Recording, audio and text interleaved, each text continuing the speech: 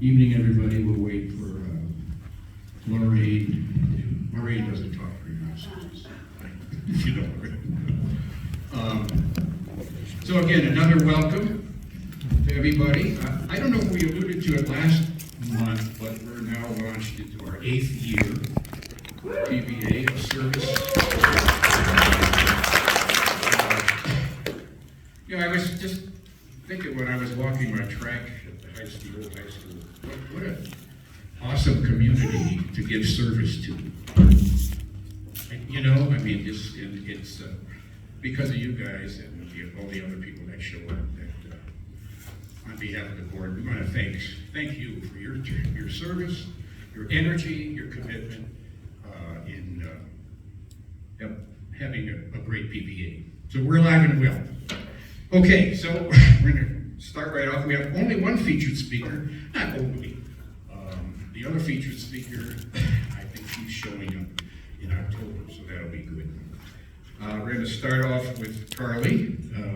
Carly's in the house, and she's going to talk about grassroots Dems, and then we will have a question period. And I always tell folks, and you know this, my motto for PBA is respecting one another is a good thing.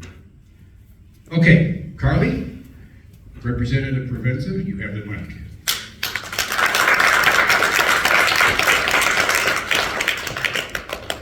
Thank you all for having me tonight. What a good turnout. I'll probably have other announcements about other things I'm doing later in the 2-minute segments. But for this segment tonight, we're going to talk about Grassroots Democrats. Grassroots Democrats was started in May, I believe. And essentially, we were watching as people were protesting and seeing, how do we help these folks learn how to organize in a way that builds power? And so power has been a main portion of our framework, and so we're trying to help folks learn how to do leadership development and so forth. So I'll just go over some of our goals, and maybe that'll help you understand what we're doing, because our hope is that it benefits our community broadly, not just Democrats, and certainly not just this group, but how does it impact the community? So Grassroots Democrats have 3 main types of goals. So we've got base building goals, so how do we grow our numbers? We've got leadership development goals. How do we build leaders in our community? Because if we're going to grow power, we have to have more people that are willing to be able to help us do the work and know what that work looks like. And then we have electoral goals. So the base building goals that we have, we want to have 2,800 people by 2028. Essentially, that just means that we will have enough people to enact change. I watch time and again as my colleagues over on the other side of the hill don't do things for the people of their districts because they understand that they have the power to do what they want, and someone with more power tells them what to do. With a number like 2,800 people and 100 leaders, we can say, if you don't do what we want you to do, we will replace you. Come on. That's what power's about. So 2,800 people by 2028. I'll talk about how we're going to do that here in a moment. We have the goal of developing 100 leaders by 2028. Again, you need 100 people that are going to help people maybe knock doors, that are going to show up in communities and provide services to people that need them, that are going to help spread the word and get those 2,800 people together. So building 100 leaders means that you have 100 people that are invested in making power something that's real and tangible. They're helping make decisions. They learn how to organize because the best model in organizing isn't about one person. It's about how can I educate 100 people that can go out to their community and find other leaders. And then our electoral goals. We want to flip Albany County blue by 2026. That's in the next election. We also want to make sure that we are supporting people that answer to the people of Albany County. So this is an Albany County model. It's called Grassroots Dems, but it's open, it's nonpartisan. We don't have a requirement for party. We just require that you care about people's dignity and fighting for your community. So how are we going to do that? Well, we've got two types of volunteer teams. We've got the research action team. And this research action team is creating information about what's on the 2026 ballot so that I can talk to my neighbors about how the property tax ballot initiative is going to impact them, how defunding the government is going to impact them. It's going to talk about the top 5 electeds and the SLIB board. How many people here know what a SLIB board is? Just a few folks, right? They make decisions about your public lands. So there's a whole bunch of civic education that most people don't have access to. And so we're trying to help develop the information that folks need so they can make informed decisions.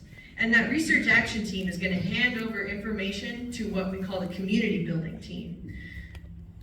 I think now more than ever, this week, this year, has demonstrated that we need community. In a world where people are getting shot, and just in the world that we live in, we need people to be able to have dinner. We need people to be able to sit across from their neighbors and disagree and still love them. And the hope with the community building team is that they host the opportunity for people to sit with each other, to love each other, and maybe disagree, but certainly inform them so that they can empower themselves to make the decisions that are wisest for them. So I brought some sign-up sheets today. If you're interested in helping us do research, if you're interested in hosting a dinner, hosting a knitting party, hosting a Halloween party where you talk about all the scary expletive stuff on the ballot in 2026, please talk to me, and I'm more than happy to help. I also have some really stellar volunteers that are here today. Peggy McCracken is one of our volunteers. Lexi Thompson is one of our volunteers. And we've got some other volunteers that are here in the crowd. So anyway, thank you.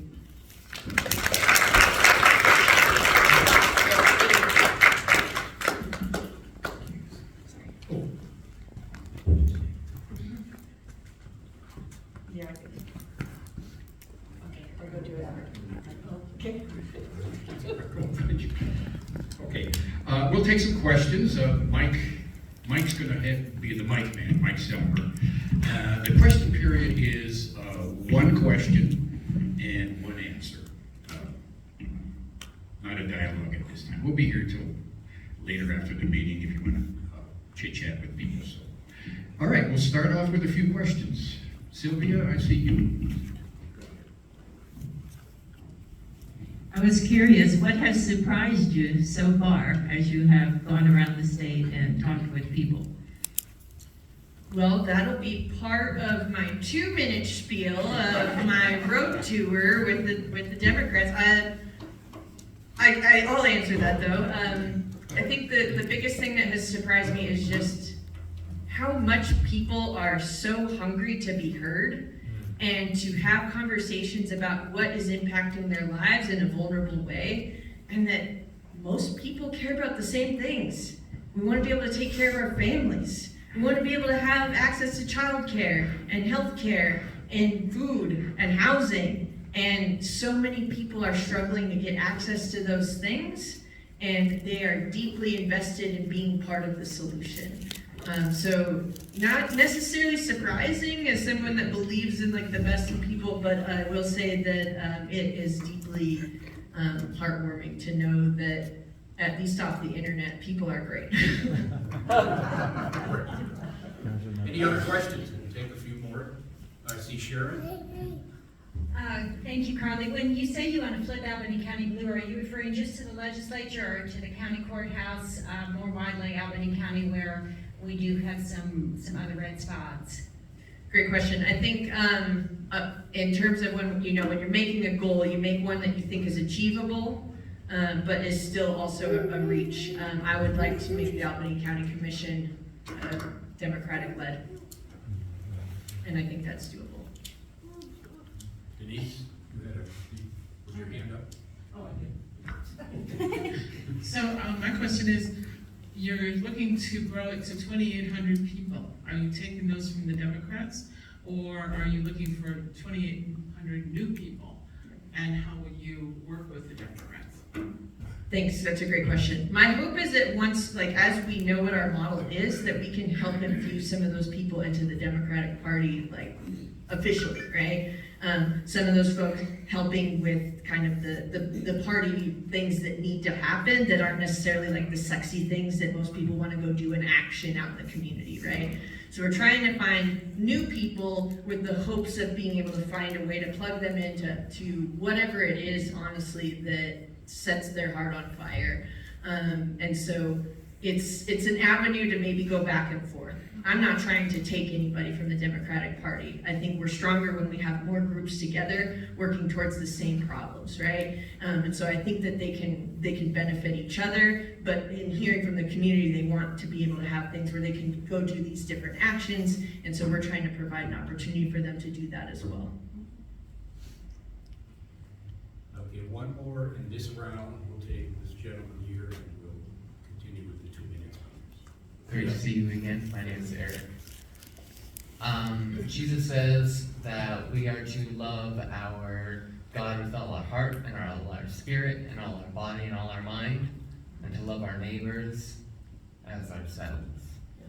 I'm curious, what from the faith community do you see adding to your movement? That's a great point. I think that the faith community has shown a timeless ability to bring people together and feed their neighbors. I think there's a lot to learn from the faith community, particularly as we're talking about feeding people, which I missed actually. One of the goals we have is 5,000 meals by May of 2028. We want to be able to provide 5,000 separate meals to people. So I think that the faith community can work together, and I think that in the political sphere, a separation of church and state is really important, but there's also, I think, that opportunity to like come back to, I love my neighbor, and how can I exercise my practice of loving my neighbor with my community? And I'm not as well versed in being able to talk about this, but there are people that talk about democracy as a spiritual practice. And I believe in loving my neighbor and democracy are spiritual practices for me. Thank you.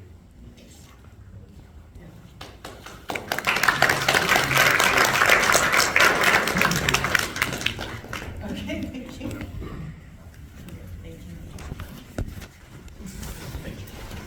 All right. We'll have our 2-minute speakers. We'll go through, listen to all the 2-minute speakers, and then another round of questions, starting again with Carly. So, Eric.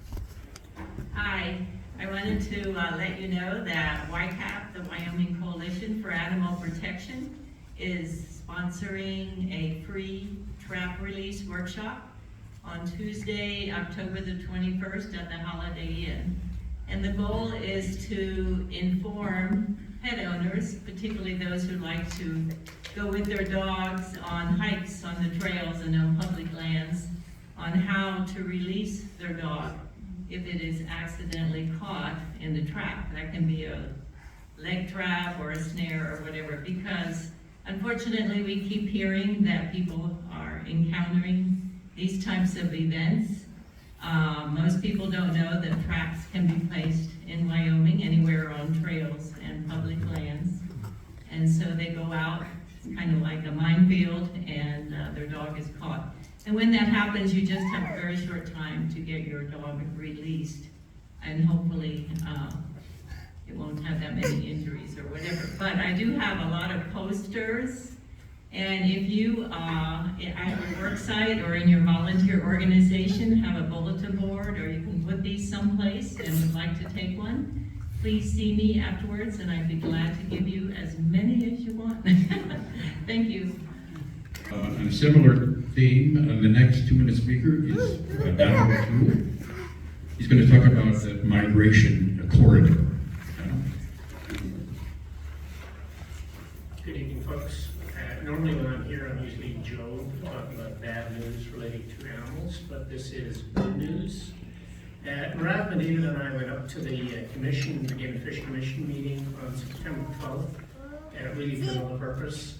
But there was a long, very interesting discussion about the migration corridor for pronghorn in the Upper Green extending down to the Red Desert.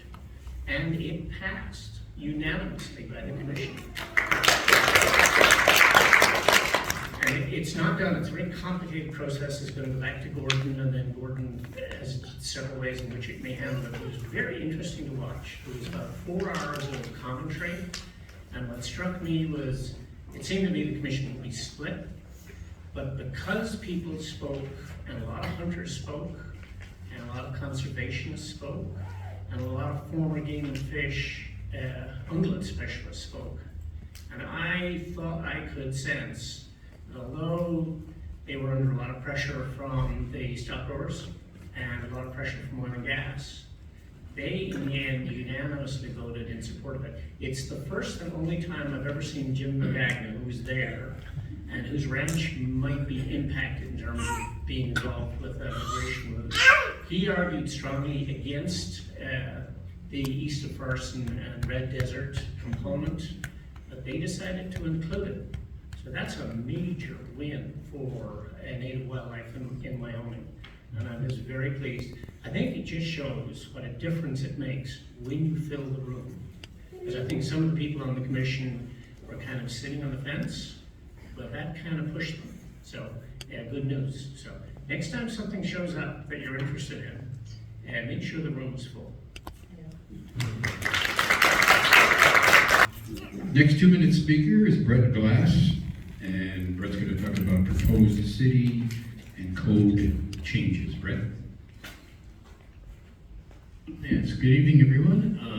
This Tuesday night, the City of Laramie is going to be considering a number of things, and one of the most interesting ones, which did not receive any comments 2 weeks ago, but is potentially very impactful, is original ordinance number 2110, which has to do with changes to the zoning and to the building codes.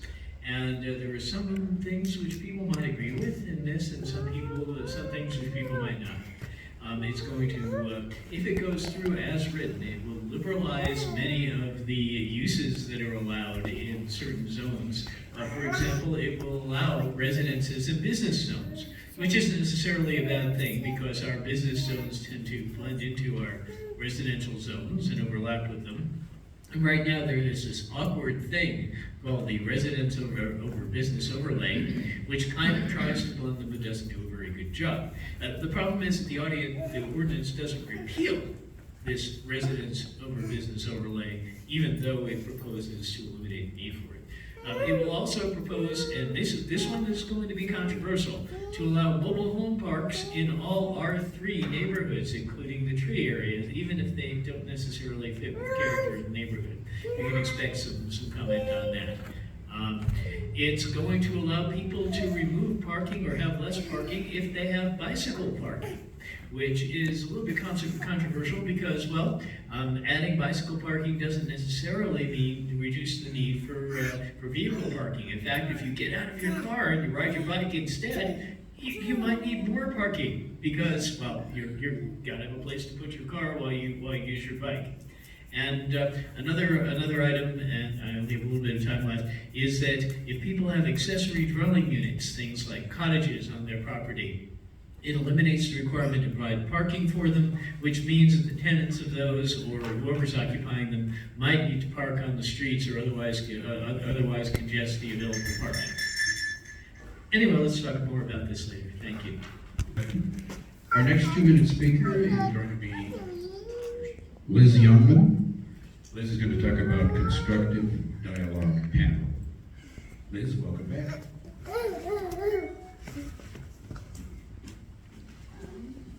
Hello everyone. I didn't organize this event that I'm going to be talking about or anything, but I thought that you all would be interested. Tomorrow, the State of the University address will include a construction dialogue panel that's going to include officers from various student organizations, including Turning Point and UW College Dems. And I think there's going to be a couple other ones, but I'm not sure. So I think in the wake of what happened last week with Charlie Kirk, it'll be a very interesting conversation regarding how we talk about issues on campus. So, let me give you the time and the location. It's tomorrow from 3:30 to 5 in the Wyoming Union Center and East Ballrooms. Yes, thank you. Talk about your food or like that. Talk about mommy and daddy. Talk about mommy and daddy.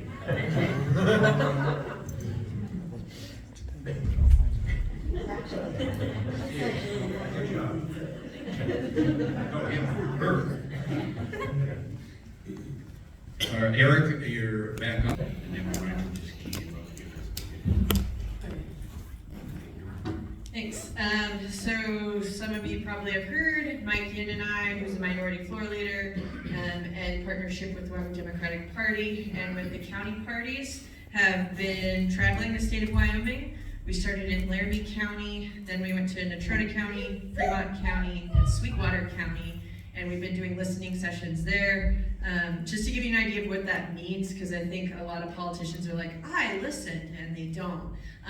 So what we actually do is we open up the room and we have people sit in circles, and we have them talk with their neighbors about what keeps them up at night, what are the biggest problems that they're facing in their day-to-day lives. And they talk about that for 15 minutes, and then they share it out as tables with us, and we take notes on everything. Then the second question is, we've changed it a little bit, but we're trying to figure out what are the solutions that you want to see? What's the Wyoming and the vision that you want to see that we can work towards? Because we need a vision to work towards.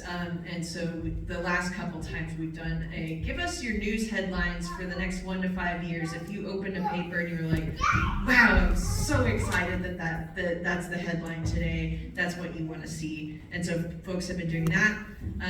Next up, we will have Sheridan, I believe on the 24th or 25th, and then we'll be in Park County, and then we're gonna go to Buffalo. So we've got 3 more left, and then likely I'll be reaching out to the county party here to do a coming home series where I would come home to Albany County and do the same thing here with you. So that might also mean we end up in Jackson as well with Representative Yin, which is his home district. So that's what we're doing for listening sessions. And I'll stay with Okay, we're in the question period for all the speakers, and we'll start with Carly, who was first. Carly will take both your topics. So, any questions for Carly on grassroots? Going once. I'll make a comment. There's a question. It's a question. Eric? Representative Provenza, you mentioned the awareness that you came across that people really wanted access, they really wanted to be heard across the state of Wyoming. Is that something that would compel you to accept invitations to media, radio, print, digital, for that access for questions and providing more answers and informations in the coming year or in the future period? Eric, let's just put it on your calendar before I leave and we'll book a time. He's been asking for a long time and I'm just too busy. But we'll just make it happen today. Anything else on grassroots for Carly? No. Oh, you did. Candace, you gotta show up here. Okay, great. You're gonna wreck the altar.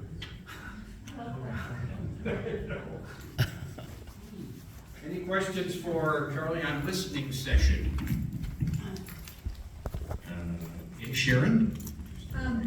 It's gotta be at least a little bit expensive with travel and, all the places you're going. Is this something that the State Democratic Party's funding, or are you being able to fund it out of your legislative meager pay? Or, I mean, if I don't wanna be too personal on this, but just in terms of your financial needs for this type of extensive outreach. Yeah, fortunately, Representative Yin and I have been able to raise funds for our political action committee, which is helping us with costs I would ask you though to donate money to the Democratic Party because they have sent people to this at almost every meeting, and I believe the costs for stay and gas have come out of their personal pockets. So help them out in making sure that they're there, because they serve the purpose of also listening, because I think that there's the hope and the potential that will produce some idea of like, what's the Democratic Party gonna do now that we know what people across Wyoming want, and how can we deliver that and be separate from what we're seeing, which is some of our lawmakers are bringing their solutions from Washington, D.C. rather than from their communities. And so it's important that the party also hears what we should be working on. Thank you.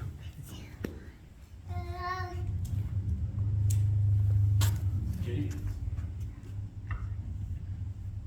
One of the things that overwhelms me is not only the extent of the problems that we're facing, but so many different groups sending emails and asking for input, but you can only input if you pay at the end. You can't finish. So I'm wondering, is there some way to better coordinate, rather than having 100 emails a day, to try to do what we think needs to be done, but nobody can respond to that many different answers?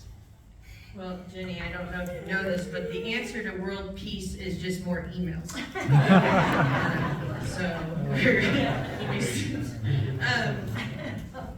I mean, maybe there is a way to coordinate, but the reality is that you have to hear something a bunch of different times often before you act on it, right?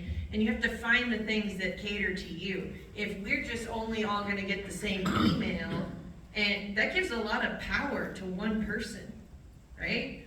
So I would encourage you to sign up for emails from people that you trust, people that maybe you share values with. I would also encourage you to sign up for emails from people that you disagree with. One, we need to understand what the messaging is.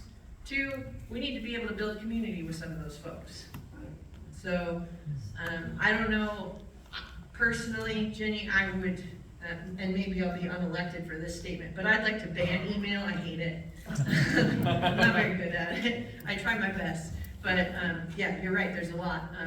And there's just a lot of information. Some of the hope with at least grassroots Dems is, can we, if we get enough volunteers, can we start creating some sort of like newsletter that helps supplement the information? Because while we've got decent media in our community here compared to other parts of the state, there's just not a ton of information about what's happening at your city council, what's happening at your county commission, how's your state legislator doing on book banning laws. I mean, you've got groups like Better Wyoming that are helping with some of those issues, but there's also issues that just aren't being met, that people have questions about and don't know how to get information on. Government should be more approachable and transparent, and unfortunately, emails aren't going to save us, but I don't think we're going to get out of them either.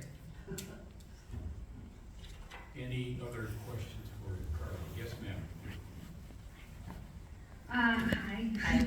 I was wondering, when you're done with this tour, like how it's gonna be like, the information's gonna be shared, and if, for people that can't make it, if there's gonna be like some way that people can like, then, like, is it gonna be a thing that keeps on growing and added to, or what that looks like? Great question. I don't think we have like a long-term plan quite yet. We're kind of like, this is the first iteration of it, and I think there will probably be something more in the future, but I don't know what that will look like, and I don't want to overpromise. But the hope is that once we're done with this, that we're gonna sit down and synthesize what's the through line, what are the main themes, what are people asking for, what are some of the solutions that are coming, and try to like figure out exactly what that is and share that either with, maybe there might be some version of that that goes out to the public, or whatever. We haven't identified exactly what that'll look like, just because I don't know what it says yet, right? Like we're a little more than halfway through. hopefully that answers your question. But if you, I have a sign up sheet tonight, so if you want to put your name on there, then I'll make sure that you receive kind of our updates as they come. There won't be an update until this is over, and probably sometime after that, because we'll have to sit down and figure everything out. But you will get some sort of information from us. Probably will, but my hope is, and some of my volunteers with Grassroots Dems know this. We try to text everybody when we have volunteer opportunities. So anyway, texting will soon be the new email, Jenny, and then we'll just have to throw our phones in the ocean.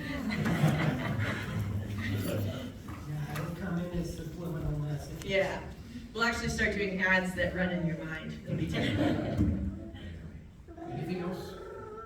Thank you, Carly. Yep, thank you. Yeah. A half hour or so after the official session, so if you want to talk, whatever, we'll be here. Okay, Eric, you were the second speaker, so we'll take Eric Henderson. Sylvia, I picked up a flyer, but could you announce again the date and time? Yes, it's on Tuesday, October the 21st at 6:30 to 8 at Holiday Inn. Anything else on Sylvia's issue? Thank you, Sylvia. Okay. Any questions for Brett Glass on zoning and codes, the changes and city council? Yes. Oh, that's not a question. Anything for Brett? Okay, thank you. Any questions for Liz Youngman on constructive dialogue panel? Okie dokie. And that's it. Thank you, everybody. Have a peaceful evening. October We'll be here. 20th, Go in next peace. meeting.